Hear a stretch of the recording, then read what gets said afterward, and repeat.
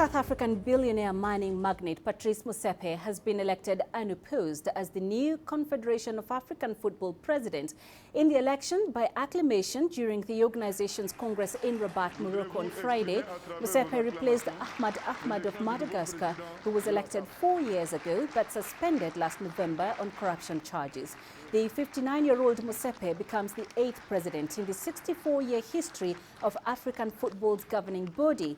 Motsepe, a highly successful businessman, but a man who has little experience in soccer administration, is now in charge of turning around FIFA's most troubled confederation and has promised to make African football competitive and sustainable.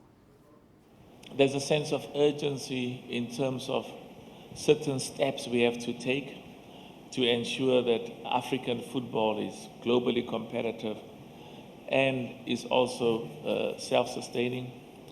And I said earlier on that the test of the success of African football has to do with what happens in every country. So, how did Patrice Motsepe become the new head of African football? Well, the delegates in Morocco merely approved a deal brokered by FIFA President Gianni Infantino last Saturday in Mauritania. On the sidelines of the Under-20 Africa Cup of Nations in Nouakchott, Infantino sealed a deal which saw Motsepe's rivals stepping aside to take other positions in the organization. The four, Motsepe, Jacques Anouma, Ahmed Yaya and Augustin Senghor, all appeared on stage with Infantino in the Mauritanian capital. Motsepe was formally announced at the 43rd CAF Assembly in Morocco, effectively endorsing a pre-election pact, taking over from Ahmad.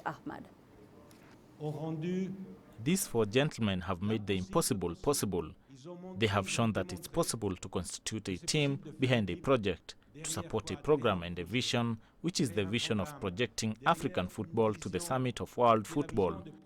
Today, it's a symbol of the proof of the ultimate maturity of African football, of the CAF, to have the wisdom to meet, to listen to the wishes of all the African presidents, of the whole African football community, to put aside their differences and to go forward in unity, because united you win.